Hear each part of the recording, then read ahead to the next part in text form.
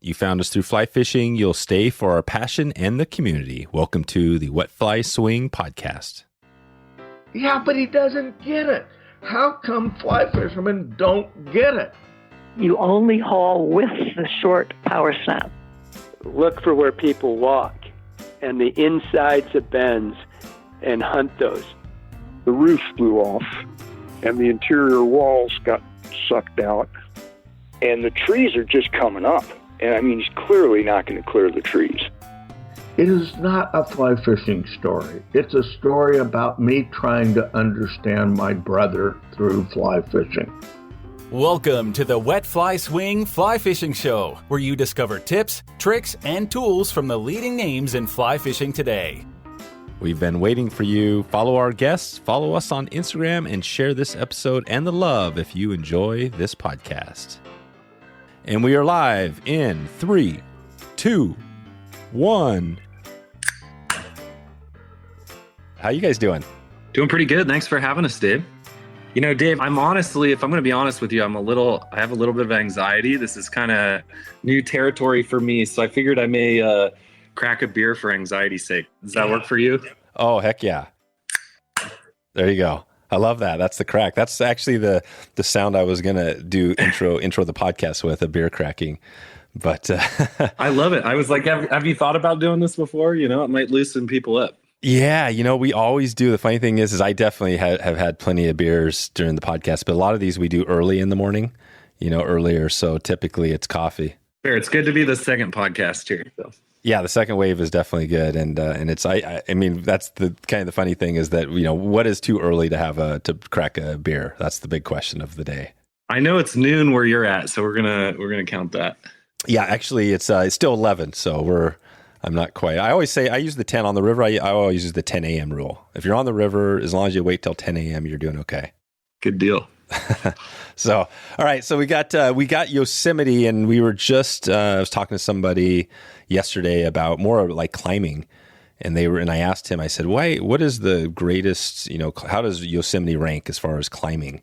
And he was like, it's the greatest in the world, and that was it. And I was like, wow, okay. So this is, I mean, you guys are in this place. What does it feel like? Because I know you've worked around some other places around the West. I mean, how does Yosemite feel being there and fishing there? You know, it's an inspiring place with inspiring people. Like, one of my favorite places to start a guided trip is at the base of El Cap, which, you know, the nose on El Cap is arguably the most famous rock climb in the world. So that's a pretty neat place to be able to start a day, especially when people have never been there before. And arguably one of my favorite things is, as being a guide in a place like this, is just seeing it with fresh eyes. Yeah, right. So you can start, that's amazing. So you can literally start fishing and catch a fish and look up and see people climbing the face of this massive 3,000 foot rock. Oh, absolutely. The best in the world right there. You're parking next to them. I tell people it's kind of like I've never lived in Hawaii, but for those people who live like on the North Shore in Hawaii, like where the Bonsai pipeline would be, I mean, if you live there, you're probably friends with like the world professional surfers. It's like that where David and I live. You know, not only do they come from around the world to climb all the rocks, but oftentimes they're your neighbors. And, you know, they're some of the most recognized climbers in the world. You know, Yosemite's here. We're pretty fortunate. I consider myself, you know, grateful all the time to be able to operate in a place that's the crown jewel of the national park system.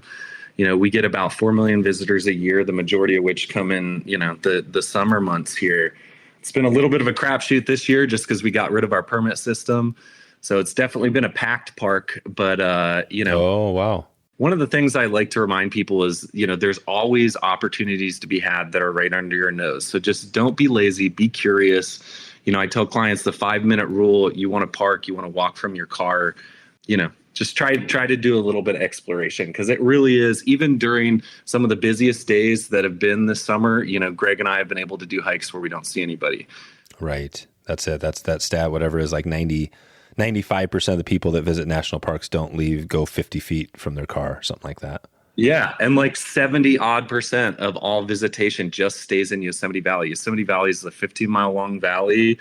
It's no more than a mile wide at any given point, and that gets the significant majority of visitation. So if I can kind of encourage some of our visitors listening on this program to kind of branch out and try to explore some of the other corners of the park, you have 1,200 square miles, off of Tioga Road here in the high country. We have the second largest roadless area in the lower 48. So like if you're into backcountry fishing, if you're into exploring the backcountry, I mean, there's endless opportunities here. But yeah, people want to park. They want to take their Instagram photo, Yeah. And that's, for me, that's what it would be. I mean, I didn't even realize that the roadless thing, because I'm guessing, I think the Frank Church Wilderness in Idaho is probably the biggest, right? You got it. 2 million acres, something like that. Yep. And I've been in that one, and that one is an amazing, trip as well. But this is cool. So you're in California, which is a huge state, lots of people, but you can literally get to Yosemite and get away from the crowds. And I would love to talk more about the backcountry. Today, we're going to cover a little bit on, fishing. We're going to talk a little about basically bears. How do you stay safe out there? We're going to dig into that today. But let's take it back real quick to you guys so we don't miss that on where you're coming from, the shop. So first of all, let us know what's the program you guys have going, and then let's talk about, how you guys got into this, how you found yourself in Yosemite. Yeah, so Greg and I both operate our own independent guide services here. We started out working together. Long story short, California changed some independent contractor rules, and we started operating our own company. I was fortunate enough to grow up on a wild and scenic river in Ohio, and that's kind of where it all started. I had outdoorsy parents that encouraged me to explore, that creek, kick-seining crawfish, chasing after endangered darters and mussels. I had that kind of a childhood that definitely inspired me to kind of continue this path. I guess my first time fly fishing was out on a trip with the family out west to Telluride. We'd go to this ranch run by this gentleman, Mike Farney, who was an Olympic skier. And he definitely inspired me to inspired my confidence, took me up my first 14er, would tell me, hey, you're going to come run the ranch someday, or, hey, you're going to run a fly fishing program for me someday. So I guess that kind of planted a seed. But my dad's always been, that's kind of what brings us together is fishing. He took me when I was 2. He started taking me fly fishing when I was 7.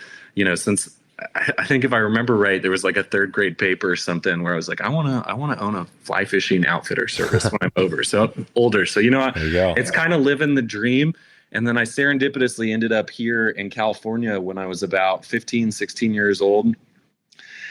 And at that point in life, you're a teenager, you kind of take things for granted, but, looking back on it, it was an incredible opportunity to be able to, you'd wash dishes in your kitchen, your friend's kitchen sink, and you'd be looking out the window at Half Dome, or you'd go in your buddy's backyard and go swim behind a waterfall. So it was a really fortunate place to kind of, grow up as a young man. So. Wow. And this is just so we get this straight, because sometimes this stuff that was David. That was you. Just describe that, David. Yeah. All right. Perfect. So and it is a little confusing because we got the names, the first names and the last names here. So we got again David Gregory and Gregory Nespor. So Greg, do you go by Gregory or Greg? Yeah, I go by Greg. Yeah, Greg. So Greg, give us your how'd you wind up in Yosemite? Yeah, I wound up in Yosemite. Out of college, I had an internship. That internship took me to the national parks. I started out at Channel Islands as a kayaking guide. This was back in '98. Got to know some rangers, and then my girlfriend at the time had some friends up in Tuolumne Meadows who were rangers. We came up and visited, and next year I applied, and I became a ranger in Yosemite in 2003. And I did my rangering until 2016. I was an interpreter and then a wilderness backcountry ranger. And on my days off, or even as a ranger, I was always fishing the Merced River. I was fishing the backcountry lakes. And I was kind of the ranger, always had a fly rod in my hand. And I was always getting the fishing report to the public. And over time, I just started learning with my good buddy, Rob. David and I have a good buddy, Rob, who lives up in Tuolumne to this day. And in 2015, David approached me in my office up in Tuolumne Meadows and just said, hey, you don't know who I am. My name's David Gregory. I run an outfitter, Yosemite Outfitters, along with my friend Nick and Rick, who are no longer fishing here locally, but we're still good friends. He said, I'd like to offer you a job. And I got it approved with the park.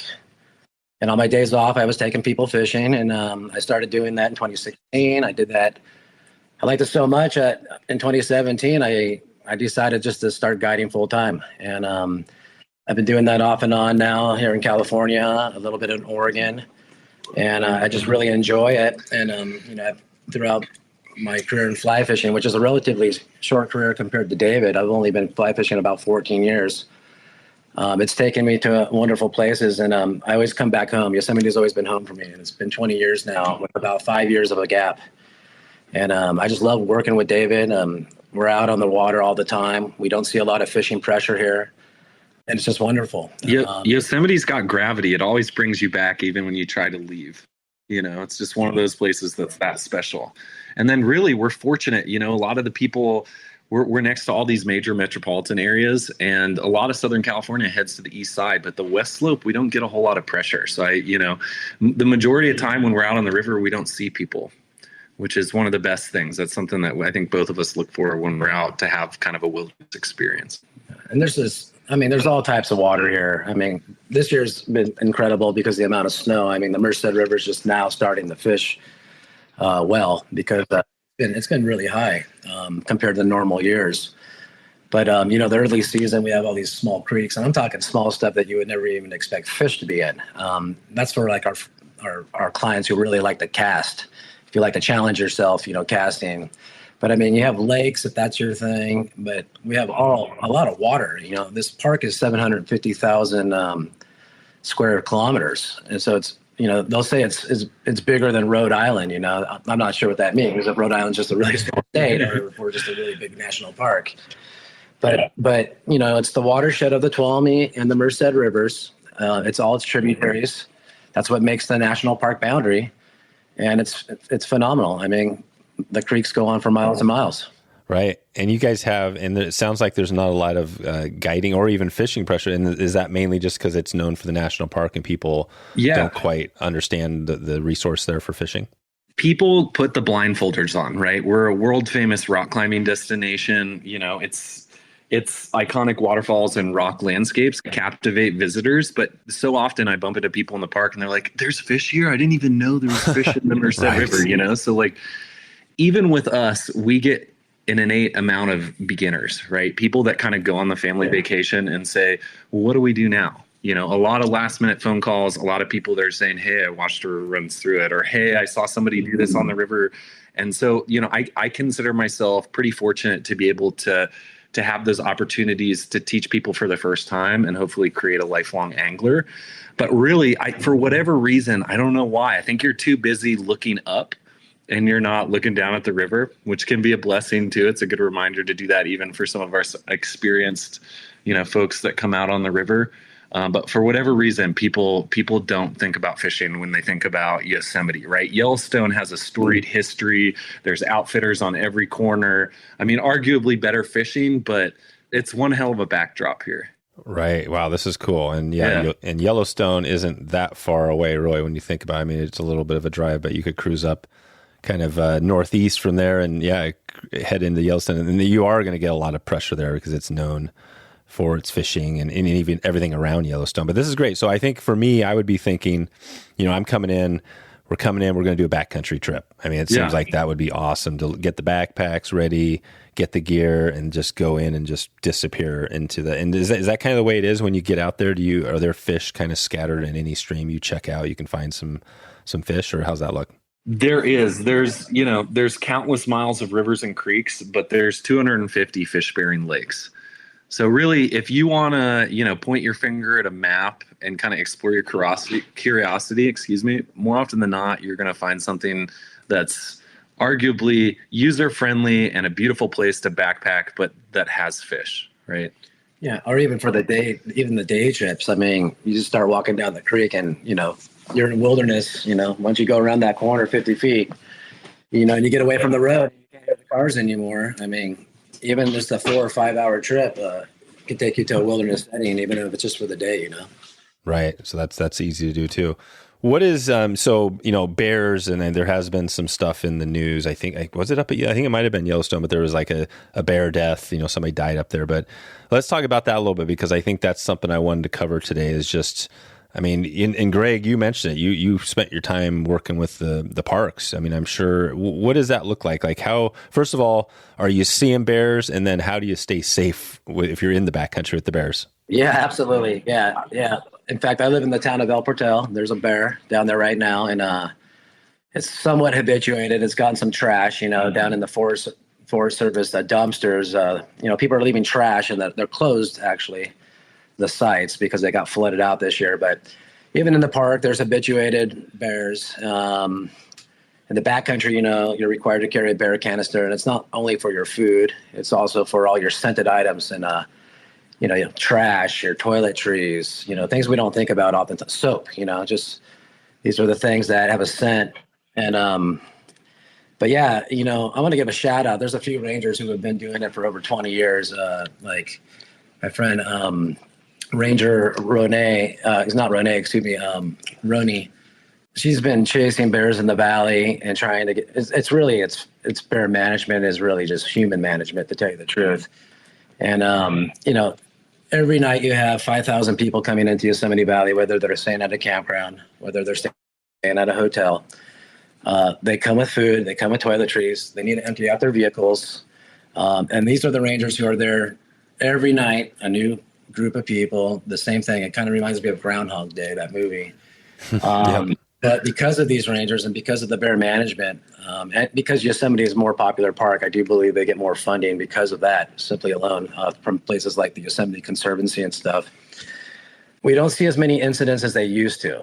I mean, before the bear management teams in the late 90s, car damage, vehicle damage, everything. I'm talking millions and millions and millions of dollars worth of damage, where Congress actually stepped in and was like, hey, we need to do something because this is ridiculous. And of course, the bears pay the price. They get euthanized, or they just simply die from eating our food. Tooth decay, they get rotten teeth and bacteria. There's all these things that we don't think about, they're chewing on car doors, they're breaking their teeth. And also they're getting hit by cars, that's a big thing lately is I just noticed a lot of people speeding, and they have a program called Red Bear, Dead Bear, where they put a sign out where every year that's where a bear was hit by a car. Whether it died or not, I don't know.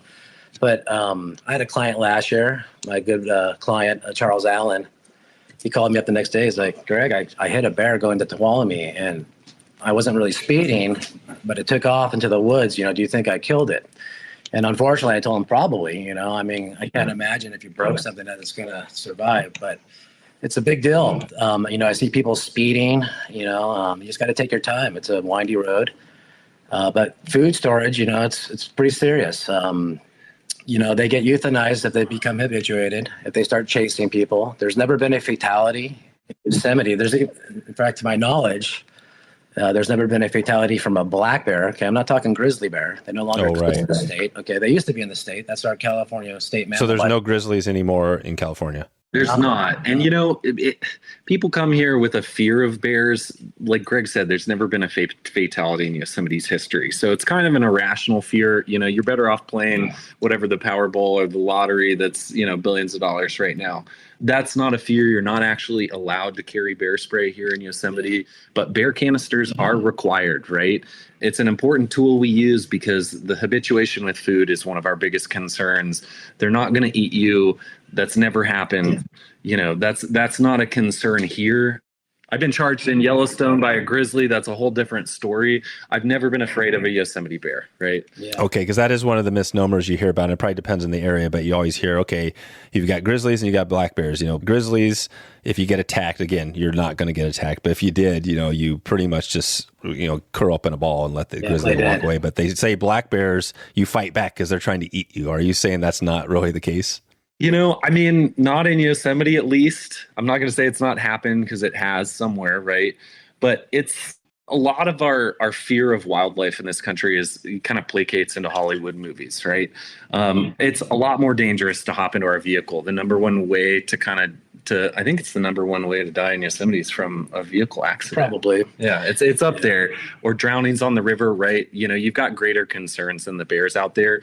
But managing your food properly is probably the most important thing you can do to just not have any sort of issue. And distance. I am surprised that nobody's actually ever been seriously hurt. I have seen people with superficial wounds who have been swatted. Yeah.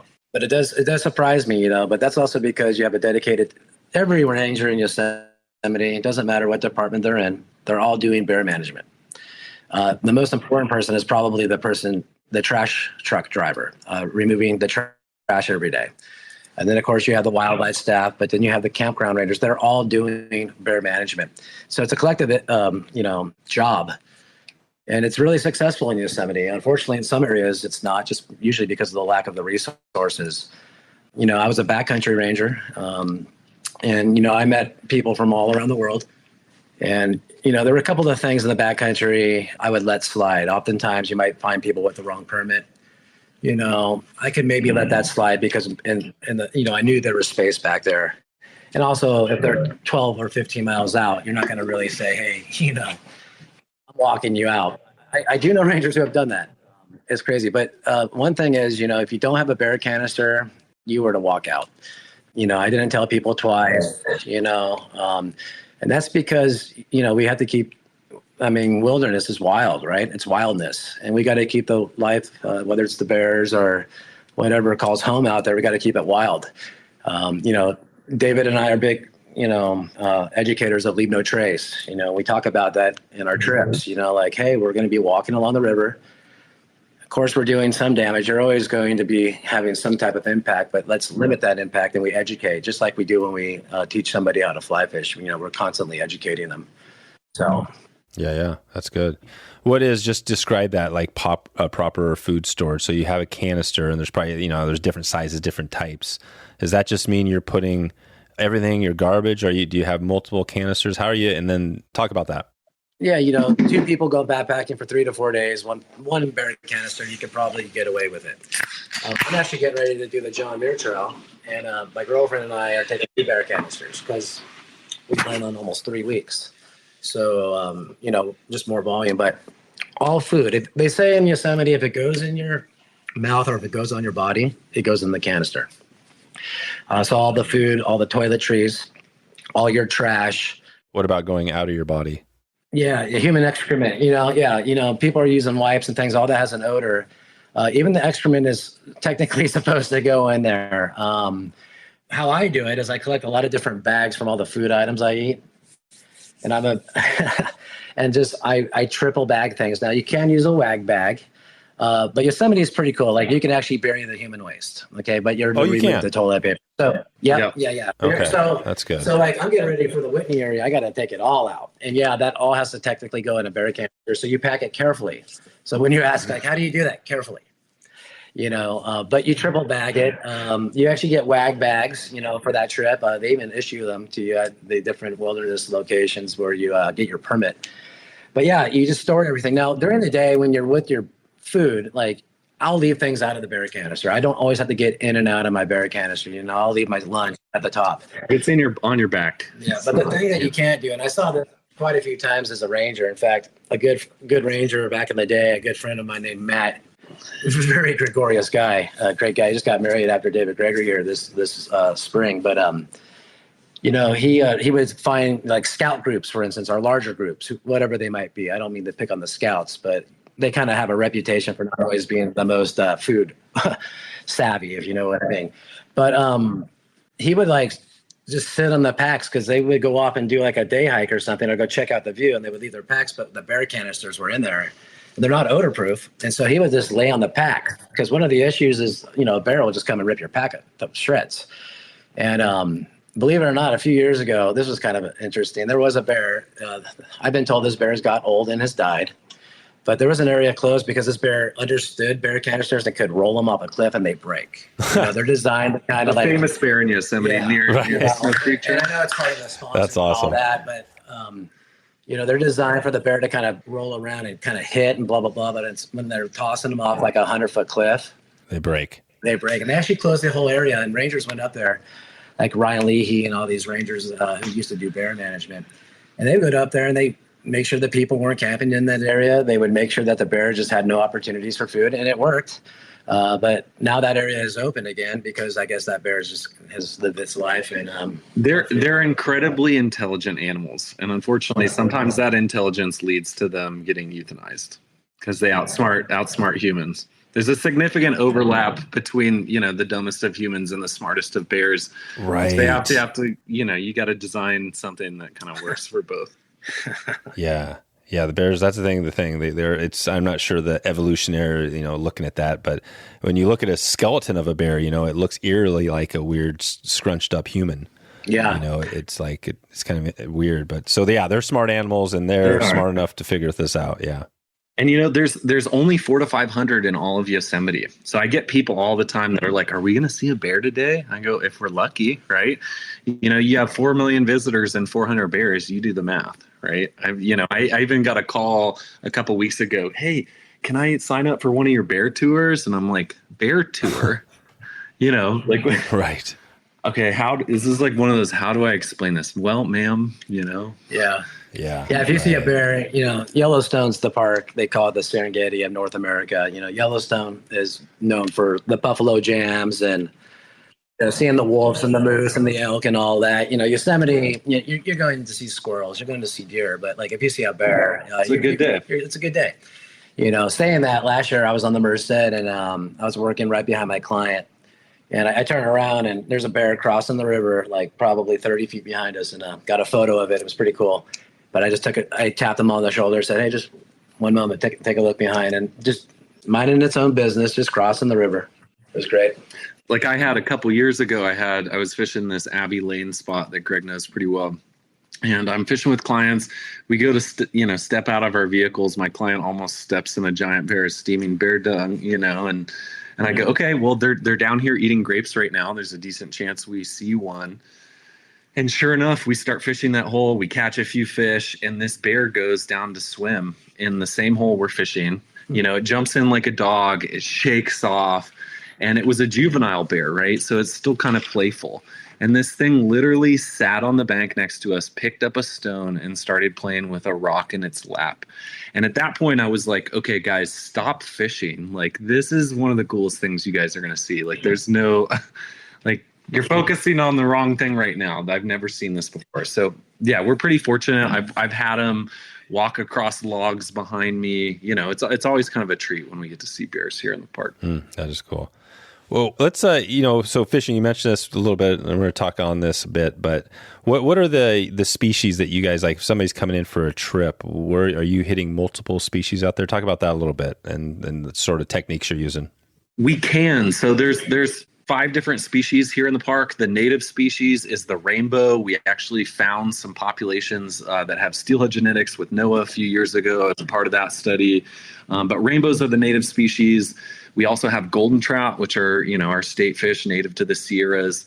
That one you typically need to access by putting a little extra effort into the high country. There's only one spot I know of that you can get to in a day trip.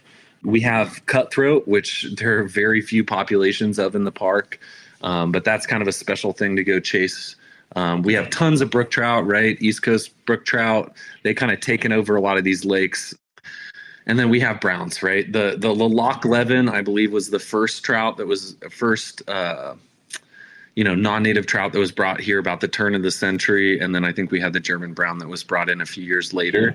But there's all these neat little pockets in the park of historical stocking that happened over 100 years ago. So really that does an incredible job of protecting genetic diversity. So there's like one spot in particular kind of sticks out to mind, which is one of my favorite High Sierra camps, which is kind of a user-friendly, spot for people to visit on one of their first backcountry trips, called Vogelsang. And you have the opportunity to catch, every single one of those species on a backcountry trip. Wow. And how do you spell it? Volga? Vogelsang. Yep. Vogelsang. Vogelsang. Okay. Perfect. So if somebody, and it sounds like you guys typically get a lot of, people new to fishing, things like that. But what if somebody called up and they said, "Hey, we're going to be there. We want to do some fishing." What do you tell them? Do you, is a day trip the easiest place to start, or do you guys do a little bit of everything? We do a little bit of everything. I honestly prefer to go out with people on backpacking trips that I've met before and that are repeat clientele. I've kind of learned the hard way that some people may not be as physically capable as they want to tell you. So, I kind of like to start with a day trip. And then if we develop a relationship, A, I want to spend 3 to 5 days with you, and B, you're physically capable of doing so, then we can kind of explore some of these farther reaching areas of the park. Yep. That makes sense. So you could start with a day trip. So somebody come in and say, okay, we're doing a day trip. We're going to be out there. What is that? So walk us through a day trip. What sort of gear are we talking dry flies, and what would be the best time? Is there a good shoulder season, or what's that look like? For beginners, I generally recommend a half-day trip, right? It's their first time touching a fly rod, so we want to teach you some basics without overwhelming you, without, we do a lot of kids trips. We do this thing called a Fishy Kids program. We give you a discount on a half-day trip to encourage kids to get involved in the sport of fly fishing. And, especially with kids, it's a short attention span. So we want to get you out, get them engaged, hopefully make them fall in love with the sport of fly fishing, and then kind of set them on to their, to hopefully pursue the sport, right? People that are a little bit more experienced, maybe they've gone a few times, or, it's not like we don't get experienced anglers that just need to be showed the ropes, or like what's here locally. Our full day trips where we can potentially hike into a high country lake, or we can explore some of these more far off destinations. Nice. So there would be. So I think I imagine, like I said, if we were coming in there, we could come in and say we're going to do a multi-day. Do you guys do multi-day trips? Is that something? We do. Yeah. There's a little bit of vetting on the phone. One of my favorite parts of the job is kind of trying to intuitively recognize what people want out of it. Yeah, let's walk through that. Do you want to do a little role playing? Let's see how. Yeah, if you want to role play, I can take another sip of my drink and we can role play. Yeah, let's do it. So we're walk me through. So I'm somebody calling, and I'm thinking, man, I'm going to Yosemite. I've got I got the kids. Maybe. Well, I guess that's a whole other thing. You got the kids in there and stuff, but maybe it's maybe they're going to be hanging out. Yeah, after figuring out like the family, the ages, and all that, I've always wanted to set people up for success, and if we can't do that, this spring, the water was so high that David and I were canceling trips. Some people were wanting to go hiking instead, but, fishing was just tough, especially for beginners. And in some areas, just downright unsafe. You want to set people up with honest expectations. I used to work for a different outfitter, and that was never a part of the ball game. So, one of my favorite things about working for myself is saying, "Hey, this is what we're presented with." I make a living out of expectation management. So it's like, "Hey, this, water's the highest it's been in 70 years. It's your first time. You probably shouldn't go fly fishing. Let's go on a hike. Let's show you some hikes that are off the beaten path." Or even this year, I was encouraging people, because fly fishing wasn't the star of the show at the beginning of the season. You say, "Hey, let's go on this incredible historical hike, and then we can go fish for a couple hours to catch a couple small rainbows or browns, and then just try to salvage the day, because that's what you were looking to do in the first place." I think it starts with honest expectations. We supply all the gear. The only thing people need to show up with is a good attitude and a fishing license. Yeah, I want to set them up for. I always tell my groups, and I get probably 90% beginners here. I tell them I have two goals today. One is to set you up for success, where you can independently move, how to read the water, you get enough casting, to get it in there. And I'm talking 15 to 20 foot cast. Short line techniques. I think especially here on the western slopes, if you are a solid roll caster, 15, 20, even 40 feet, which oftentimes you don't have to go that far, you will be successful. If you're a decent overhand caster with just a 20, 30 foot cast, you will be successful. There's no reason for 80 foot. Sometimes I see these guys, they're telling me I have a lot of experience, and they're ripping off the entire line. I'm like, oh gosh, they're 5 feet in front of you. They're not 95 feet. One of the guides up on the dish shoots, this guy, Travis, he has a great line. He says, I'll know if my clients are hopers or hunters within the first few minutes. And I tell that to my clients. I stole that from Travis, and I try to teach them that, when we're fishing, we are hunting. They're wild fish that we're going to release, and we want to release them as as healthy as we can. You haven't stocked the park since 1991. These are all self-sustaining populations of fish, which is another added bonus of being here. Yeah, and then set them up for success where they can independently fish. And then my other goal is to give them enough experience where they could go somewhere on their own, whether it's a local place near them or a vacation where they can actually do it. I tell people, I was in your shoes years ago. I'm used to catching trees. I tell people, you fish 4 times a year. You're exactly where you should be. That's what I expect. But I try to do a lot of dry fly fishing. Right now it's turning on. I'm skating my dry flies, big stimulators. You just skate them down the riffles and you're going to get tagged. Oh, wow. It's amazing. But a lot of traditional dry fly upstream presentation, learning the mends, simple mends, high sticking, down men or upstream men.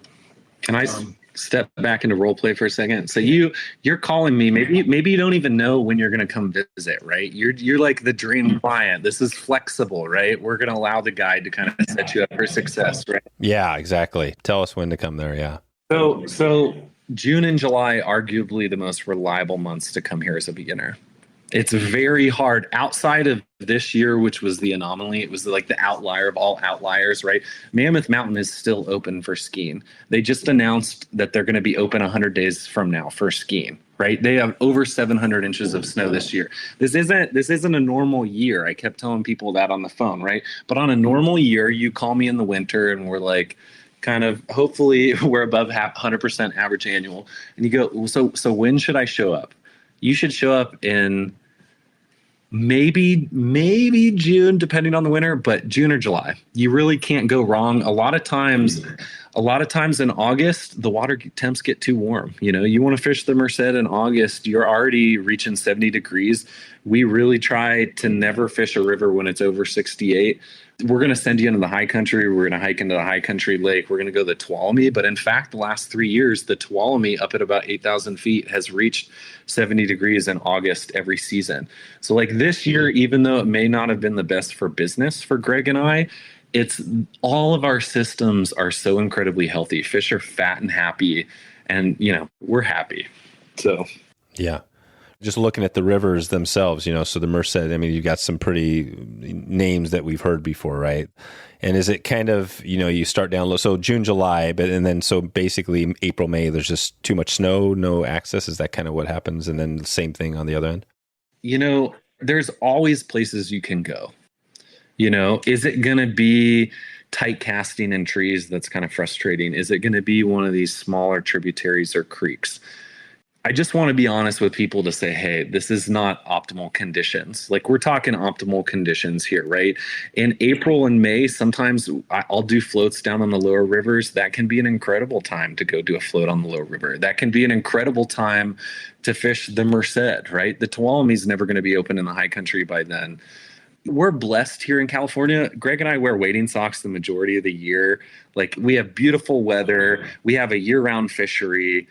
There's very few months that you can't fish at all, but this year was the exception to the rule. Gotcha. Okay, yeah, that's the thing. So depending, if you got lots of different territories, small, medium, big size rivers you can fish. So if somebody's coming there, no matter what, there's going to be some fishing to be had, no matter when. Yeah. There ought to be, and if there's not, we'll let you know. Yeah. Okay, good. So, let's just go back to that June, July. So June, July, the techniques, it sounds like dry fly fishing. Talk about that a little bit. Like what flies, if you're going to be doing this on your own, what sort of flies would you be bringing there? So, some of my favorite flies, if I had to pick one fly for year round, we have a pretty reliable caddis hatch on most of our rivers, just a low rider CDC caddis. And then I think like one of my other go-tos is an emerging crippled caddis in conditions. I think that may have been tied by Ralph Cutter originally.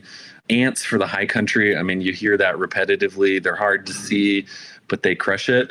I've been fishing a lot of like raindrop perdigons lately. And then my biggest fish last year was on a Rio's Pearl Jam. So far this year, if it is high water, like we've experienced a lot of this year, if you're okay with fishing a San Juan worm, it works, right? Most of our meadows were flooded in Yosemite for a majority of this year. There was like roving brown trout marauders that like my biggest brown trout this year literally had worms spilling out of its gills.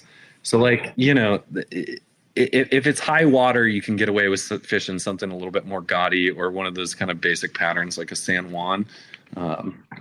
What's one of your go-tos, Greg? Gosh, I'm on the blog, the Oregon Fly Fishing blog, Dave. Mm-hmm. And I've actually done this for this year and stuff for Chris Daughters. I tell people keep it simple. I see a lot of people, if they come up here, they suffer from, these are people with experience, they suffer from fly phobia. You know what I mean? Like I look at their box and they have a beautiful box. I'm talking like probably about 100 different patterns though too. And I try to keep it really simple. If I had to choose only the 3 flies that I would use probably almost 95% of the time, it's going to be a parachute Adams, it's going to be an elk hair caddis, and it's going to be a stimulator. Okay, maybe I'll use different sizes or variations. Like, that's funny, David, you mentioned Rio. George Cook, he hooked me up with a fly one time that I actually buy now from Rio. I tie most of my flies, except for 2 that I buy from Rio, and one's the split flag Adams. It's a good one. It's a great fly. That thing crushes it. But, smaller flies here in the Sierra and the dry flies, you want like 14s are about as big as I go, unless you're using a stimulator. I use a size 10 on a Tiemco 200, Same with my elk hair caddis, CDC elk hair caddis, size 14, 16s as well. If you're going to do pale morning duns, those are even blue wing olives. Those are super productive. Earlier summer, later summer, fall. Size 16s. If you can throw them in 18s, go for it. You don't necessarily need to see it on the river here. Just wait for that commotion and wait for that little bump. As far as nymphs, you can't go wrong with a blackstone, a Kaufman blackstone. Size 10. Prince nymphs, hare's ears, copper johns, all of those work great. I've been using a lot of Lance Egan's flies lately, or I should say over the last few years. Like, I think he has the red dart. I think that's his. Or it might be Devin Olsen's. Both of those guys, they're flies. It's like Mike Mercer, the missing link. Anything with those guys' names, you even mentioned, I gave you John Barr. David said he was talking about Cutter. Like, anything with those guys' names. And it's awesome. The Sierras, right? They hardly see people. A lot of the areas in the Sierras, if you're willing to put in the effort, they hardly see people. So it's like, we can beat a dead horse, but it's presentation over fly selection. It's not the Henry's Fork. 100%. It's not the Henry's Fork. BearVault is one way to assure your next backcountry trip stays memorable, epic, and safe.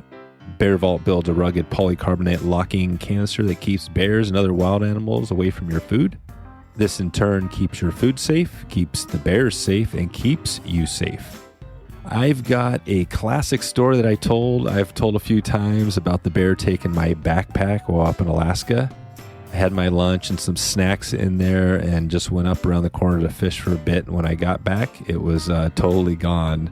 If I would have had that BearVault right at that moment, I would have been okay because my food would have been completely sealed. The bear would have had no idea and no reason to take my backpack. So a good reminder there. You might not realize it, but this type of thing happens all the time, even to experienced outdoorsmen. The great news for us is now we can experience the great stuff of a remote trip without ever having to worry about animals fiddling with our stuff. Sleep soundly knowing your vault has sealed the deal for you. Believe it or not, food storage is a key consideration while backcountry hiking, fishing, or camping. The BearVault also has some great bonus features like the see-through sidewall so you can find your stuff really easy, and a large opening, plus it doubles as a nice camp stool. This thing is legit. It definitely is this might be my favorite feature is the camp stool. I love a good chair out there. Check in with the crew at BearVault at wetflyswing.com/BearVault. That's BearVault, BearVault. Okay, back to the show. How do you guys get, so that you mentioned the species, and I do want to cover the Euro because I think that's always an interesting topic, but how do you get, I've seen there's some bigger browns, there's different sizes. How do you find, say, if you wanted to find some of those bigger browns, are those all mostly in the bigger main stem downriver, lower parts of the river? First off, I want to know what you want out of the day. Is it scenery? Is it quality? Is it quantity? The ability for a client to tell their guide what they want out of a day, it takes a lot of guesswork out of our job. So if you're saying, I want to fish bigger browns, I'm going to tell you to come early season, right? And I may make you pay me before I give you that answer. Especially in places like Yosemite that receive a lot of visitation. Yeah, it doesn't receive the kind of fishing pressure that we'd expect with 4 million people. But do I want to announce where the biggest browns are in the park? I'll tell you one, for example, it's Hetchy. Hetchy has some of our biggest browns in the park. Park Service actually officially changed their regs on their website, whether it's legal or not. I don't think it is, to where you're not allowed to fish Hetchy for the first time this year ever. And I can kind of dive into that. That might take a while because I work with an environmental organization called Restore Hetchy. Our ultimate purpose is to restore Hetchy Valley. If people don't know, it was the perfect exact counterpart to Yosemite Valley. Here, it's the only time in our national park's history we ever flooded and dammed a river in a national park. It created so much public outrage at the time. There was over 200 newspaper editorials. We created the National Park Services Act. Like a lot of bad things in this country, sometimes good things can come out of it, and preservation for future generations was part of it. So like that is one of my favorite places to target big browns. It's not user friendly. Who knows if those regulations are changing soon? If they do, it would be pretty unfortunate.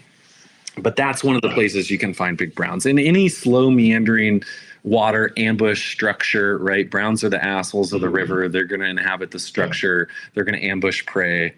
You know, the smaller browns you'll catch in the gorge section or these riffle sections. Yeah, you got to put your time in. You put your time in. I mean, the thing is, like, for these big browns, you got to cover a lot of water. And oftentimes, like David said, in the earlier summer, you know, when they're more active, and you could get them to come up to a dry. I've had it. David was there last year. It came up to a purple haze. It actually turned. We saw the whole thing in crystal clear water. It was amazing. But, you know, honestly, we're probably getting them more with nymphs. You know, whether you're throwing an indicator or Euro nymphing or even a dropper, you're more likely to get them with a nymph just because you're putting it closer to them. But it's almost like you got to put a lot of walking in. And David is so good at finding browns that he'll just walk along the bank and he'll spot them. You don't fish until you see it. It's kind of New Zealand style, right? I want you to cover a couple miles throughout the day, and I want you to just walk until you see something. It's not worth your time to prospect cast. You want to literally key into a fish. And a lot of these fish are so used to visitors. You'll have rafts pass over by. You'll have, you know, the people drinking booze as they're, you know, traveling down their inner tubes, or kids splashing and throwing rocks. I mean, this is something we deal with as you're targeting a 5-pound brown, right? Hey, Dave, you'd be amazed. I've seen David. I've seen him catch 5-pound browns. I kid you not. If I ever showed anybody the photo, he'd kill me. With a group of like tourists there, you know, picnicking and all this. Right. With everything he's saying, like skipping stones. You don't, if the fish, like, wow, those fish were never on alert. They were just like, they're habituated. If you don't move that fish, if you don't get it to exhibit some sort of erratic behavior, if you get it to stay in its holding lie, you still have a chance. So if you spend an hour changing flies, changing depth, changing your weights, whatever you got to do, be repetitive. You know, it's change, like repetition, precision. Sometimes those big browns won't move a foot from where they're feeding. So you have to literally knock them on the nose. Wow. With a nymph. Yeah. If with a nymph, I mean, you can tease them up with a streamer, especially with high water or out of structure late at night. But if I could kind of circle back on Hetchy, because that's something that I grew up spending a lot of time in El Portel, which is this little Park Service community where Greg lives. And I would always look at this black and white photo on my friend's wall, and it just looks like an absolute fly fishing paradise. I mean, it's one of the great environmental travesties in this country that we flooded it in the first place. The organization Restore Hetchy, their mission is to restore Hetchy Valley without losing San Francisco a drop of their water. And one of the main things that's going to require is them to actually filter it, because as it exists now, they get, you know, a pipeline of water from Hetchy that they don't have to filter. But every major metropolitan area in the world filters their water for the most part. Guess if you could, I kind of got a little question for you. If you could guess how much San Francisco pays for their water rates for Hetchy, how much would you guess? Oh, their water rights, like actually to take how much water they take out of it. Yeah, to take, you know, here they generate millions off the sale of water and off of, you know. I'll bet you it's a lot lower than I'd expect it to be, you know, millions and tens of millions, you know, but it's probably a super low number because it's probably grandfathered in or something like that. $30,000 a year. Here you have a valley comparable to Yosemite that can generate what is, by independent studies, billions of dollars for the local economy and for this country, and they pay $30,000 a year. Most people, when you ask in San Francisco, and at one point I dressed up in a bear costume and asked people in San Francisco where their water comes from, they don't know. They think it's all Hetchy. You look at a billboard and it says Hetchy water. It's like this coveted, valued thing, even though it's just simply it's one of 9 reservoirs. It's a small fraction of their water, right? If you remove the Hetchy reservoir from the system, that water's going to get trapped downstream. You're just going to have to filter it. And there's a couple things I want to mention really quick. If we actually accomplish this in my lifetime, which is a little dream of mine, it would be the greatest environmental restoration possibly the world's ever seen. It would generate a lot of publicity. You'd have a whole nother Yosemite Valley. Here this year, we're just inundated with tourists to the point where it's overwhelming for a lot of visitors. It takes away from the visitor experience. Not only would you increase recreational opportunities over there and not only generate economic value in the billions, but you'd alleviate congestion in Yosemite Valley and remove pressure from Yosemite Valley. This is like... Yeah, describe this to somebody who doesn't know about, and I haven't heard about Hetchy, Roy, but is this just like a massive dam that's there that could be removed and create a free-flowing stream? Is that kind of what we're looking at here, kind of like the Klamath Lake stuff? To quote John Muir, because we are talking about Yosemite, right? It was a wonderful, exact counterpart of the Great Yosemite Valley. It's one of the most spectacular landscapes on Earth, and it was protected for a reason and remains one of our greatest mistakes. Some people say Hetchy's why he died, right? He fought tooth and nail, created the Sierra Club to try to fight for this. This is one of the first great environmental battles of our country, right? And I firmly believe like public lands, protecting national parks, protecting national monuments, protecting bird sanctuaries. This is one of our best ideas, right? As fly fishermen, we live and breathe public lands, right? We breathe public access. Here we had one of the greatest valleys of the world. John Muir said it was one of the 4 great valleys of the world that we flooded for San Francisco's water supply. And the history of it is there was an earthquake in 1906. It destroyed, with the fire that got started, it destroyed about a quarter of the city. So San Francisco and California, which is here the 5th largest economy in the world, there was a lot of money and power at the time that was there. They beat on the drum to say, we didn't have enough water, but it was the infrastructure that wasn't available. So you ended up doing a rallying cry to where they ended up passing legislation with the Raker Act in 1913 to dam a national park. Okay. Now that's private water. I'm not allowed to swim in it.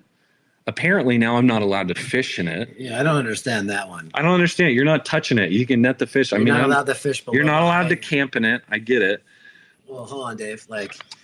David, we were with the park, and he's a great guy, this guy, Rob, who works. He's the fish biologist. You're not allowed to fish it below the high water line? I don't know. I mean, I want to ask him because he's a great guy. He's running a lot of wonderful projects here in the park. Yeah.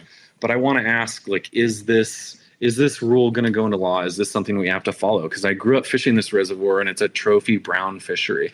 I mean, that's some of the highest density of bears in the park. This would be an opportunity to truly do things the right way. A lot of people come to Yosemite and go, oh, this congestion, or oh, it's a city, or oh, it was poor planning. I mean, it was developed around the automobile. If we restored Hetchy Valley, which would happen really easily because there's seed banks at the bottom of the reservoir, there's not a lot of sediment like normal reservoirs. The water rink would fade in 50 or 100 years. I can't remember. It would be... And I don't even want to remove the dam. I would just love to see it left as a testament of this bad decision that we made in our country's history. But you just simply drain the reservoir, let it return to life. I mean, it would draw in visitation from all over the world. Scientists, students would come out and be able to visit this. So you don't even have to remove you're not even saying that you do this without removing the dam. Yeah, it would be, I mean, it's an impressive structure. The O'Shaughnessy Dam, in a feat of engineering, is impressive. But whether it's been federal studies on both sides of the aisle, there's been bipartisan support throughout the years to restore this. San Francisco never wants to talk or hear about it, but it would be an incredible opportunity, I think, for California and for Yosemite. The National Park Service Act got passed because of this right? This was one of the main drivers. So we have preservation for future generations. I mean, this is most people haven't heard of it, but it's such an important part of our history in the National Park Service, of our history in this country. Wow. And you said the group, what is the group we could look up if the group is Restore Hetch Hetchy. Their website's hetchy.org. I encourage you to get involved. There's so many other solutions here where San Francisco can maintain its water supply. Like I said, 20% energy loss. You're not losing a drop of water. They're just going to have to filter it. I think San Francisco can afford that. It's going to generate billions of dollars, and it's going to be one of the most beneficial things we can do for the park. If people want to get more involved, please look it up. There's a couple environmental organizations I want to plug later on, but this is something that's a little bit close to my heart, and I appreciate you guys listening to for a second. Yeah. Last thing, what would you think if people flooded Yosemite Valley? Right. Yeah, that would be there's no way that would happen. That's no way it would happen. Well, it happened, right? And now. And how did it happen? Just going back there. So was that just, I mean, it sounds like it's privately owned, so it's not part of the national parks, or it is part of the It's in the national park. This is the only time that this has been done in a national park. It's a part of the national park. You're allowed to camp, hike there. You used to be allowed to fish there. I mean, you're not allowed to camp close to the reservoir, but you can camp up at Rancheria, or if you've got a wilderness permit, camp before you hike out of there. It's really one of the densest populations of bears we have. They actually relocate some of our problem bears in that area. I did a trip years ago. It's kind of become an annual trip, but I did a trip years ago with my friend Bernard down, pretty active down in Southern California and Cal Trout. But we would hike to the inlet of Hetchy. And you go through that corridor. There was a trip where we saw 9 bears, mother and cubs. I mean, I practically stepped on one. There was like a section where I'm traversing a ledge because Bernard and Rebecca decided to hike through Poison Oak through this dense area, and you pretty much follow bear trails. It's for an experienced hiker. I would not recommend people to go down there. But by the time you make it to the inlet, there's one of the most beautiful fields of driftwood you've ever seen. I'm talking multiple football fields. And then it just opens up into one of the great valleys of the world. So, that is a place that, like I said, I don't recommend, your average person going, but it has trophy brown trout, and it's incredible. And whether you allow, like, one of the things Restore Hetchy is really fighting for as of recent is just increased recreational opportunities. That Raker Act in 1913 promised increased recreational opportunities. They handed out the Framer Report to congressmen, and there was 50 pages of, this is going to be the recreational opportunities that are going to exist here, right? You're going to have this, that, and the other, and more campgrounds, and potentially this trail and that. And none of it came to fruition. It's guarded. I can't swim in it. I can swim upstream, which I don't get, but I can't swim in it. Apparently now I'm not allowed to fish in it. I can't do non-motorized boating in it. I mean, this is our national park. What river is it? The Tuolumne. The Tuolumne. So the Tuolumne. Yeah. Where's the Tuolumne? What does that flow into eventually? So all of our drainages that Greg and I fish end up flowing into the San Joaquin, which is California's second largest watershed. This is one of the most modified agricultural environments of the world. Oh, right. The Sacramento we all know about, right? It still has existing salmon and steelhead to a degree that's, impressive for your normal Californian now. But what existed in the past was millions of fish. You could boat to Fresno. You could travel up the river. The San Joaquin, oftentimes in the middle of summer, there's not a single drop of water that reaches the Merced. Right. That's what I was getting at. I was getting to the thing you mentioned at the Merced, that the fact that some of those rainbow have steelhead genetics. I mean, that's what this was. If you go back, 500 years, you're going to see steelhead and salmon that are migrating up this system. Yeah. As far as Yosemite Valley, they were saying. Shit, in the 50s, right? Like, this is not all that long ago. Oh, right. Not even that long ago. Right. But we've modified that environment so much for agriculture. And don't get me wrong, it's important, right? Like, about 50% of our produce in this country comes from the Central Valley. People don't realize how important that agricultural zone is, but we're still planting more almonds. We're still planting more water-intensive crops, and we've destroyed these salmon runs. We've destroyed these steelhead runs. Salmon used to come as far as El Portal. Yeah, and hopefully they will again soon. We're actually I'm a part of the board of directors for our local California Trout Unlimited chapter, which that's another organization I would love people to become a part of. They've got from meadow restoration to steelhead restoration. I mean, there's so many advantageous things to get involved with Trout Unlimited. Our local chapter is working on a couple projects right now. One is a crawfish removal program in Yosemite. They're a non-native species. So if you want to get involved with that, please reach out and let me know. Outside of that, NOAA is showing interest. They've restored some salmon runs on the San Joaquin, which is a really amazing thing, especially for spring run salmon. And there's the potential to start moving steelhead and salmon upriver to their historical zones, whether it be Wawona or El Portal or farther up on the Merced River. So if that's something people want to get involved in, I dream about the opportunity to just see some of those fish spawn in their historical zones. And it's a prime area because so much of this is public land. Like we have a classic trout stream. It's freestone granite. It's wild and scenic. There's not development. Most of it exists in public lands. It's from a really clean zone that originates in the national park. I mean, this could be something really good for the state of California and for fishermen as a whole. That's perfect. Gosh, that's great. So sorry, I'm getting excited. No, loving it. This is great. I'm glad you touched on this because I wanted to talk about kind of responsibility and respect, right, as an angler, because a lot of people come here, they don't know probably. I mean, what do you tell somebody when you say being a responsible angler if they're out there fishing? What does that entail? Have we talked about everything today? Is that food storage? Are there other things? I mean, food storage is one of the more important things you can do when you go into the backcountry simply to protect bears, right? Beyond anything else. But as being a responsible angler, that's something we've had such a huge wave. I think it was like 55 million people getting involved in rivers and being outdoors during that COVID era. We've had the largest growth in our sport in the last few years than we've had in a long, long time. So what I want to kind of encourage all the people that are listening, we oftentimes get protective of our quote unquote spots, right? You see new people on the river, maybe they're not using it appropriately. Maybe they're blowing it up at the wrong time of day or year.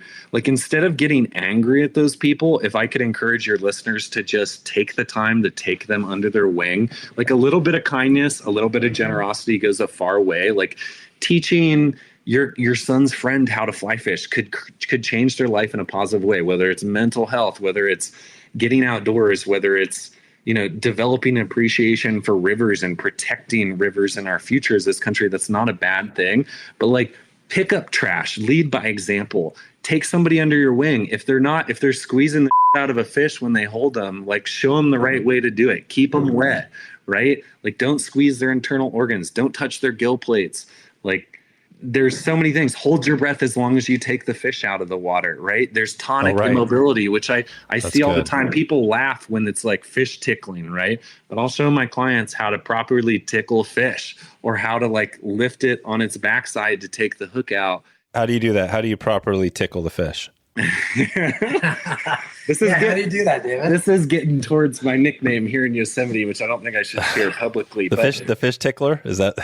I mean, it's not the fish tickler; it's the fish expletive. But if you slide your hand in the back portion of the fish and you rub it appropriately, going up towards its gill plate, they'll kind of go into this immobilized state.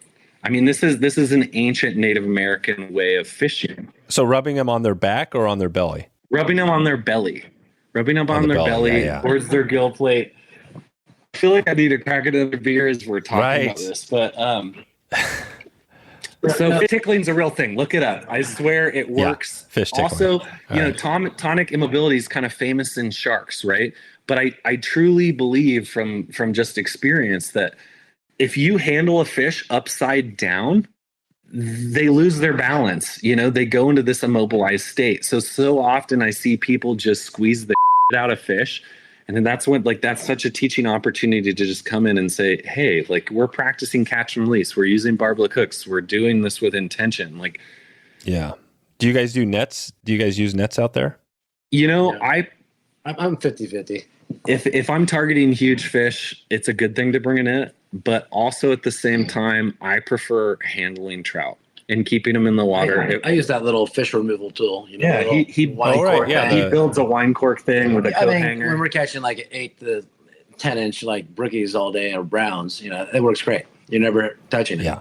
I was fortunate enough to go to Clearwater Guide School, and Gino and Andrew, a little shout out to Confluence Outfitters. I was this kind of wide-eyed kid wearing a leather fly fishing vest and like climbing trees and not really knowing what I was doing, but I was super excited about it. And they handle a lot of their fish by hand. Like, I think if you do that correctly, that may be the best way. I don't know. A net can be good as well. But really, we're trying to minimize our impact, right? We're trying to spread the doctrine of catch and release. At least we are. Yeah, I think like good ethics. I tell people about fish handling. Catherine Hart really installed that in me. At Rage F Sports when I was working there. I'm not sure if they still do it or not, but they had fish need water, which is basically something like keep them wet. But I talk about pinch barbs, or just barbless hooks, which I truly, if you're catching and releasing, absolutely 100%, you should never use a barb. Occasionally people want to keep a fish, for a backpacking dinner. That's okay. But, about temperatures, David and I carry thermometers. We talk about, when water temperatures start getting into the high 60s, how we have to move. All about just releasing these fish as healthy as we can. My girlfriend always kind of laughs, like she likes fishing, doesn't love fishing, but like, oh, the hook in the mouth always kind of, that must hurt. Yeah. And I'm like, yeah, if we are fishing, we are splitting lips, yeah. It can't be fun, but if we can return them healthy, as best we can, because, now I'm being biased, I like fishing. You got to teach them these skills. And if you can start early, the better. When I started fishing, I didn't know these skills. And I used to be a catch everything and kill everything and go eat everything, realizing that I didn't really need all that, for a sustainable fishery. So you teach these to the clients, and you tell them why, and and it's the passion, I think, that connects with them. And then, and next thing you know, they have great skills. They're wetting their hands before they grab it to release the fish, and just something as simple as that. You're like, oh, cool. That's really all it takes. And don't fight it for so long if you can. Teach them how to strip it in. That's why I kind of like nets at times. It's just real quick. You could get them in, get them off, get them back. Yeah. What do you guys like for weight and length rods out there if you're fishing just in the backcountry? For me, I have a Hardy. That's a 4-weight that is like my go-to rod, but really with clients it's a 3 or 4 weight, sometimes a 5 or 6, but usually a 3 or 4 weight. I'm guiding I guide all 490s, 590s, Echo, Sage. You can get away. Dave has a beautiful 1-weight that our friend Matt made for him. He's supposedly making me a 0-weight, these little Sage darts, perfect for a lot of the stuff until you got to get a little bit further than 30 feet. Sometimes that's why I like the 5-weight. It's not uncommon for the afternoon wind to pick up. Usually it's going to be a Zephyr. It's going to be at your back, so it's kind of handy.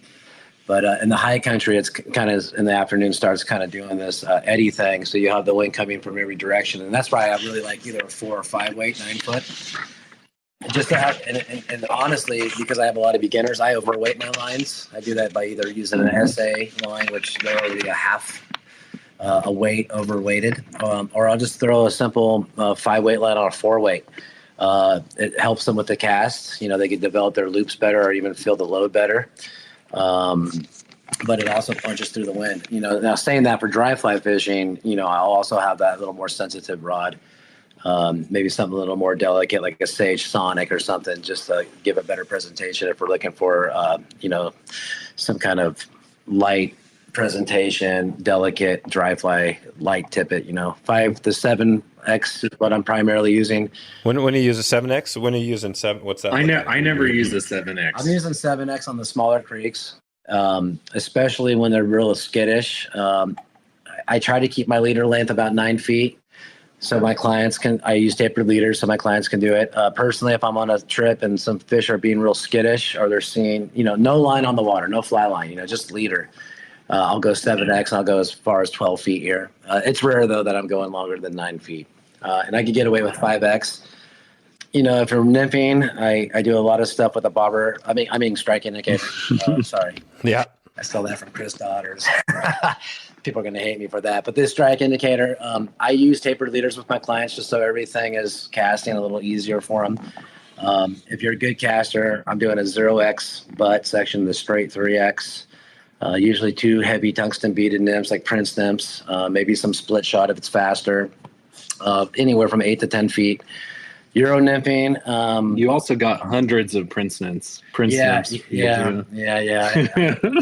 I bought Prince nymphs years ago by weight, not by amount.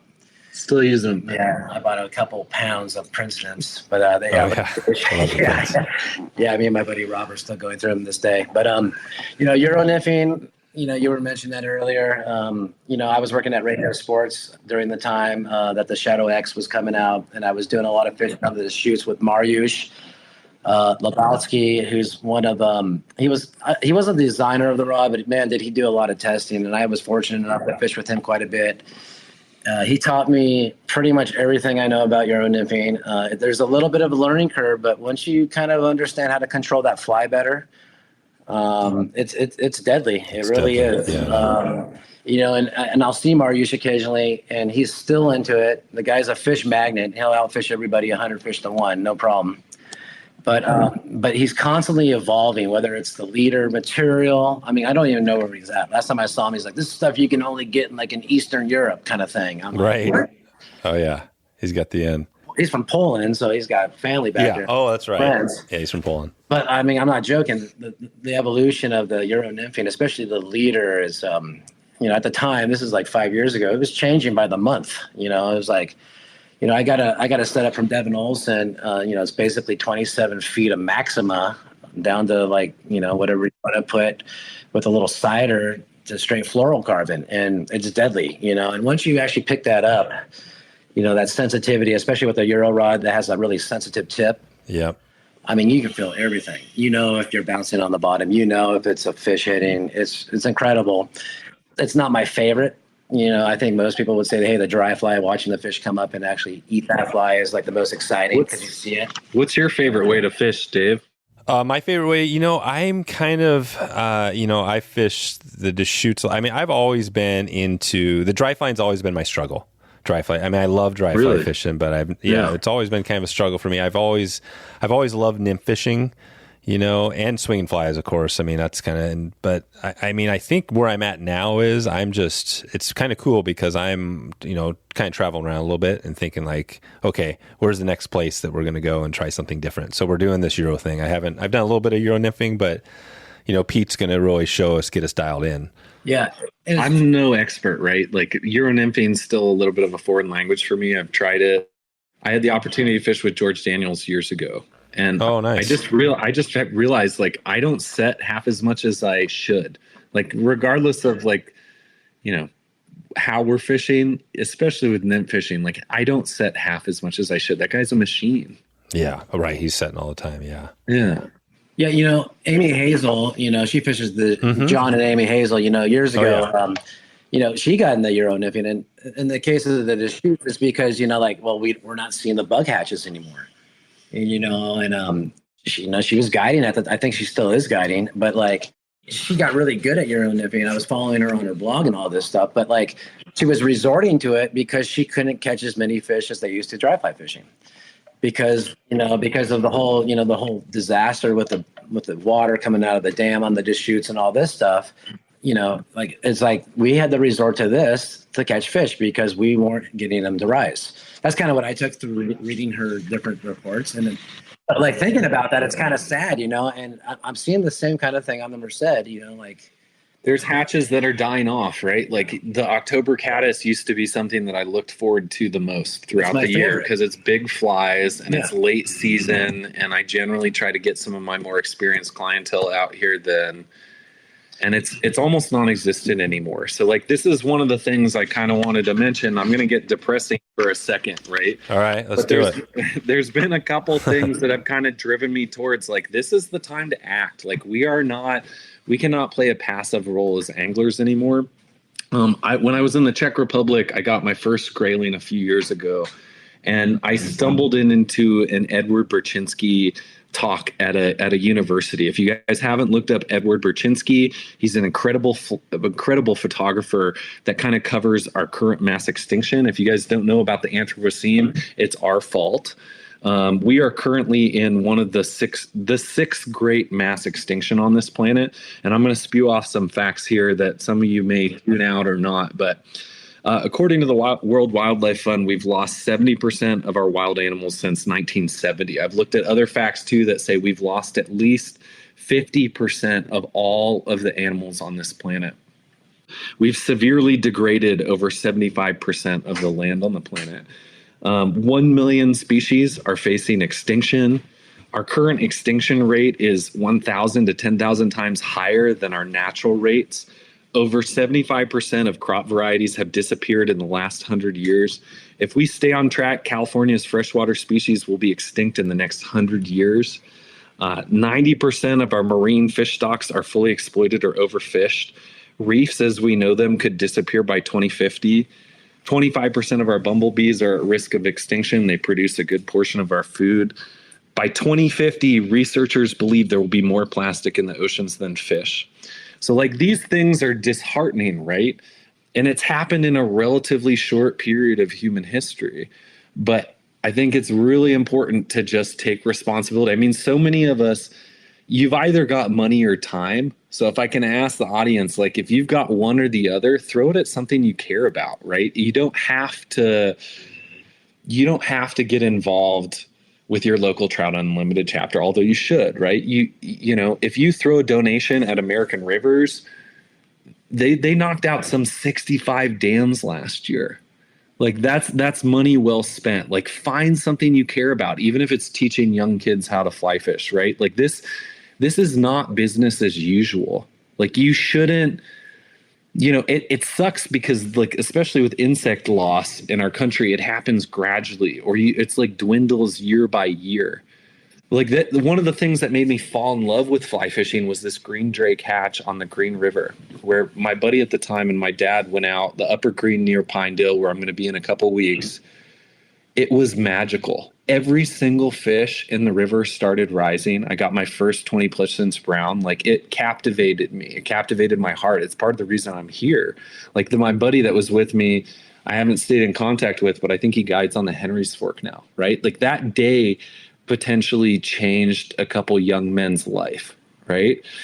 Maybe it doesn't exist like that, like it used to be. And I mean, it seriously isn't on a lot of our major rivers. Greg's talking about some depressing things on the Deschutes, right? This is our outlet for mental health. This is our outlet for, you know, whatever is happening in our life. Like one of the things that has bonded Greg and I deeply together is the loss of our moms, right? Fly fishing is one of those tools that's kind of helped me navigate one of the most challenging times in my life. I have my buddy Oliver that's no longer with us that used to guide up at King Salmon Lodge. And I owe him for getting me back out on the river. Like this is life-changing, right? So like whether it's playing a role in a young person's life or whether it's donating your time and money, like just think of something you care about. And I'd like beg any person to spend a little bit of time to just try to make a difference. You know, there's no act that is too small. One of the other things that kind of really impacted me on a deep level was last year I got engaged down in Patagonia, and that is one of my favorite countries, right? It's California on steroids. It's on the Pacific coast. There's giant fish in small water. Little shout out to Estancia del Zorro and Cinco Rios. Those guys have been a big part of why I guide, a big part of why I love to fly fish too. But there's a couple parks that I went down there after proposing to my wife. I went to Patagonia National Park. We're talking a sheep ranch that was severely degraded to the point where there was almost nothing left. If you allow nature to rewild, if you now allow nature to return, it's amazing what can happen. Right. The visitor center there alone. I mean, we have a great visitor center here in Yosemite, but that was the most impactful visitor center in a national park I've ever been in. Not only did they provide, like, show you the impact of biodiversity loss, but they allowed you to kind of like offer up solutions to the future. So like if people haven't watched the movie A Wild Idea or read the book, I mean, these guys are heroes in my mind in Yosemite. They're dirtbags. They lived behind a dumpster. They ate cat food. You know, Chenard and Tompkins are some of my heroes, right? Chris Tompkins has continued to lead that kind of progress forward in a different country. I mean, it's like John Muir in a modern era, right? More private land donation than anybody in our history in this country. So, you know, even dirtbags can make a difference, right? Like the little things count. Yeah. They really do, especially nowadays. So, right.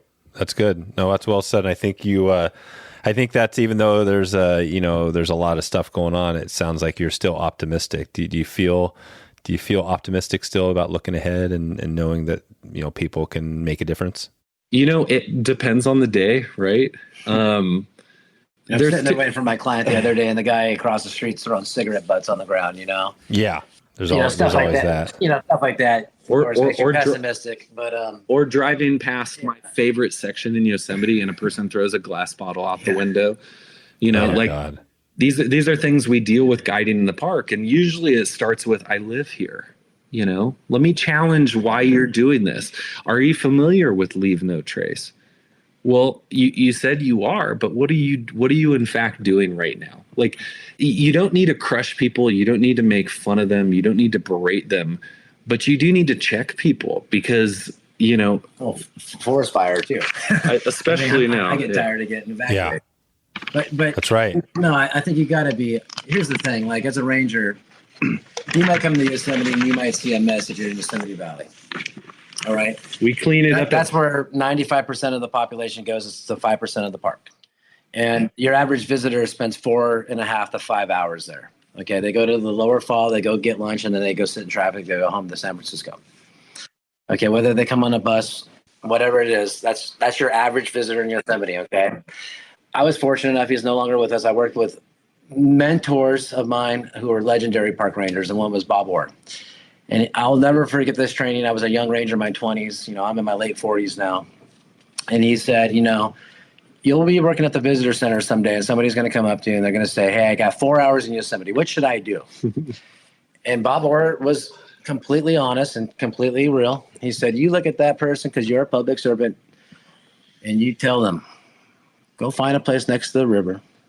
Tell them to find a rock next to the river to sit on and cry. And, you know, I had a guy the other day, great client, good fisherman. His son was a great fisherman. He said, you know, I'm here for 3 days. I think that's enough to see it all, you know, and I've been coming here for 30 years. I've lived here now for 20 years. I feel like I barely even scratched the surface. It's a lifetime out there. You know what I mean? And it's like fly fishing. It's a lifetime of learning. But I think just like why the national parks were created was to get people to fall in love, to protect land. I mean, it's a, you know, Ken Burns' best idea. It's an amazing film. And I tell people it's truly one of the greatest gifts that the United States has ever given the planet is the idea of a national park or just land that we're not going to do anything on. Now, we do have Hetchy here, and there's all these problems with traffic and stuff, but it's still probably the most pristine piece of land that you can find. And the majority of people who come here are awesome, you know. All it takes is that small percentage to like ruin it, whether it's trash or cigarette butt on the ground or whatever it is. And I got to tell you, out of the 5 million visitors who come here, David said 4 million, it's 5 now.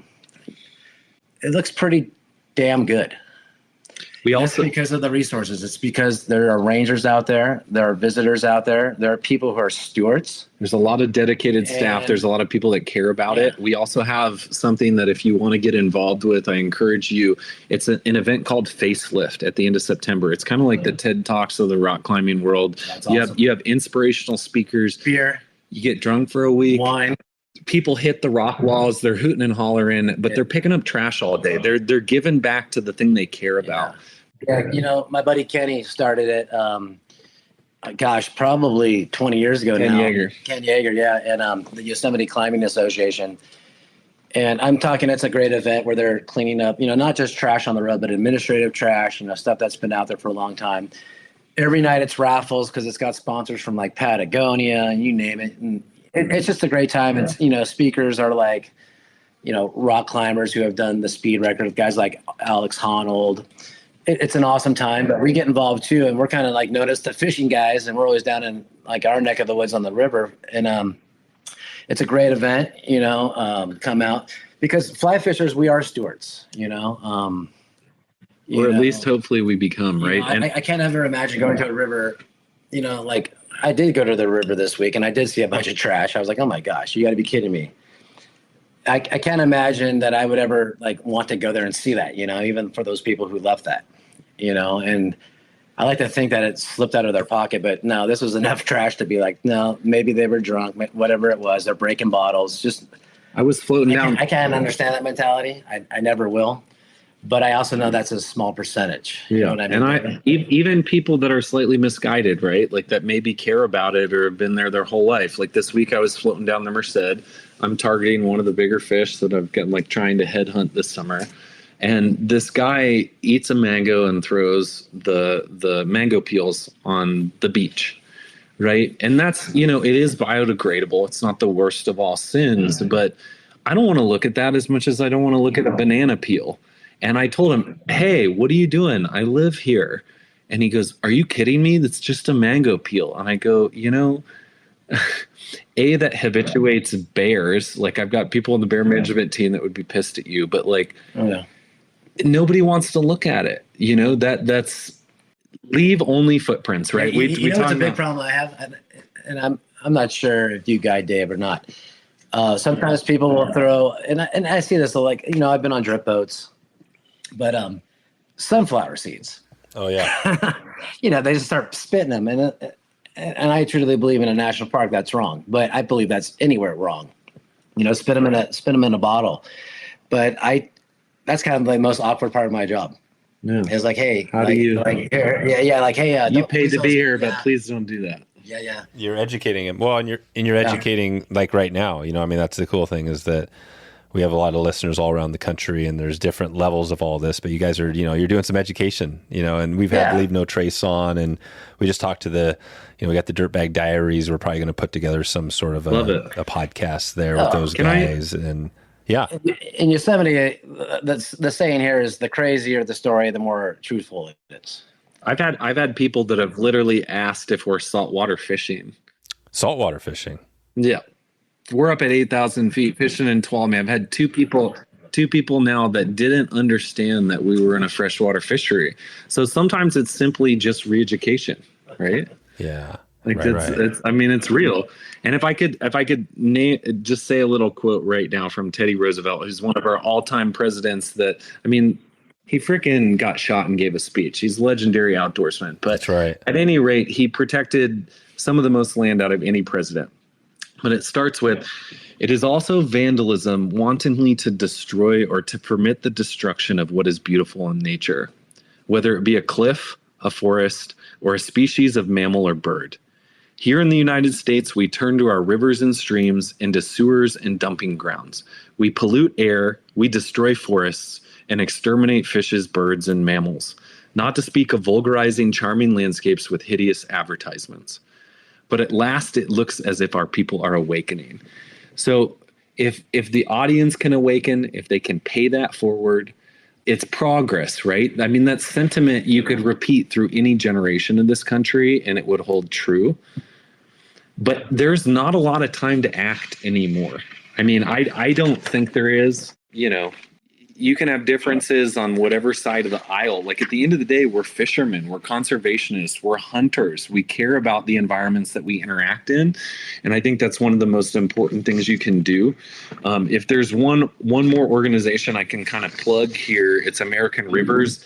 They literally got rid of 65 dams last year. They take out dams that block spawning access. They protect wild rivers. They work for good river policy. It's a great group if you want to get involved. It's AmericanRivers.org. We talked about Trout Unlimited. We talked about Hetchy. There's one more thing. David, talk about your real recycling, dude. Yeah. Hey, hold on. Time out. Dave, I got to tell you this. So last year I came back from Oregon, 5 years. I showed up at David Gregory's. We have tons of waiting booths. We have all the gear provided for folks. And he's like, hey, I got this idea. And I got out my camera. I'm like, well, let me film it. I mean, we do social media very little, but I hate it. We do it because it's kind of necessary. And I found this idea, and I have no idea. It's just, on the moment, a little cameo thing going on. And in fact, I'll send you that video if you like. But he tells me about this program that he's like, I'm thinking of starting this thing called Real Recycling.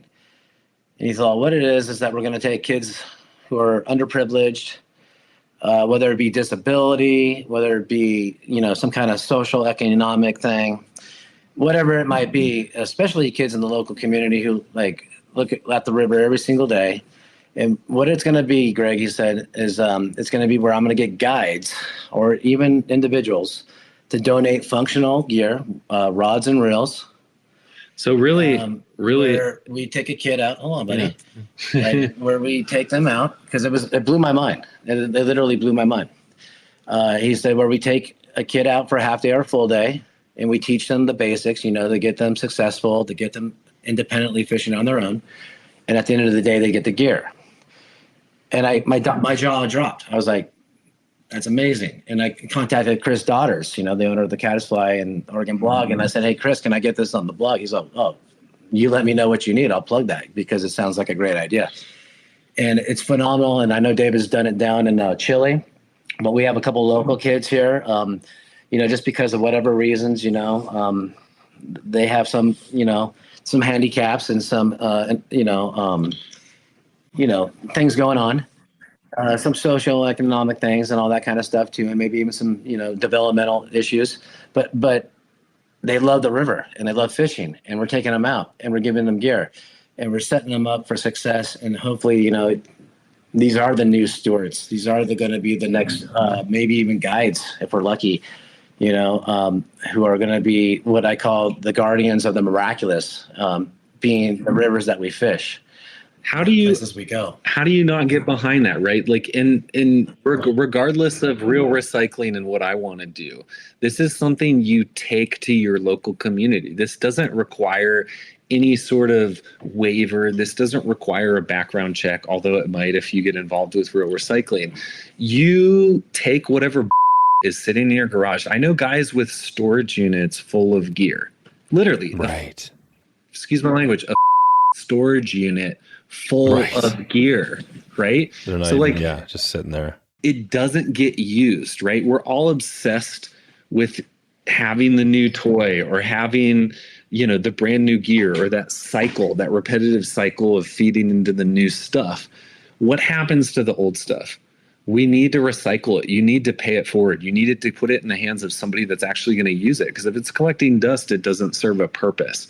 So if you can create a lifelong angler or reach out to anybody that you see that itch or that spark in, I think that's one of the best things we can do as fly anglers, because not only are they going to get obsessed and fall in love with the same thing that we are, but then they're going to be able to kind of protect it for the future. And I think that's one of the most crucial things we can do right now. So, it's important that this stuff is operable. Make sure it works, right? You don't want to give somebody a setup that doesn't have it. But whether it's like the old classic trout or the old Clearwater rig, take that and pay it forward. And the first round I did of it was this past year. I went and got engaged in Patagonia, which was super meaningful for me. And I went to Cinco Rios and Estancia del Zorro. And there's guides that I've been fishing with for years down there. And I reached out to all of them and said, you know what? Just find whatever kid in your local community you feel is deserving, right? Somebody that wouldn't have had this opportunity. And pick that kid and take them out for a day, and then surprise them with that gift at the end of the day. I mean, you're talking about some of the biggest smiles you could have. And one of my favorite guides down there, Hector, that works at Estancia del Zorro. If you haven't fished with him, you should. That's one of the best spring creeks in the world. He took it to a whole nother level. He started teaching kids in his local school system, and even started his own organization to start encouraging participation, encouraging catch and release, which isn't really existent in his local community, and teaching them to care for their environment. And something that I say repetitively is a ripple can become a wave, right? And that's another example. You start small, and then something can go beyond you, right? What's the website? So this, as of now, I've been a little tentative about starting it in the States beyond Greg and myself, because it requires a certain amount of vetting, right? And I don't have experience starting a nonprofit, but next year there's going to be a website that's going to be rolled out. There's going to be an opportunity to donate. There's going to be an opportunity to get involved. It's just taking time, right? I got married this year. There's my own priorities in life. If you reach out to me, it's david@yosemite-outfitters.com. You send me gear, I promise you I'm going to put it in the hands of a kid that deserves it. Oh, good. So you send that to me in the interim, but then ultimately there will be a website and there will be a little bit more of a mission, a little bit more of involvement. Okay. This is great. No, I think that this has been an amazing conversation. Like you said, we'll send everybody out to Yosemite-outfitters.com. And I think it's been good because we started with the bears, or a little bit on the bears, and this is all connected, everything we've talked about, and really education and conservation. And I'm not sure how well the bears are doing, but I feel like we all have some work to do. So I appreciate you guys for shedding light on all these great organizations, and definitely look forward to keeping in touch with you. Yeah. And I hope people come explore Yosemite. 20% of the diversity of this state exists there.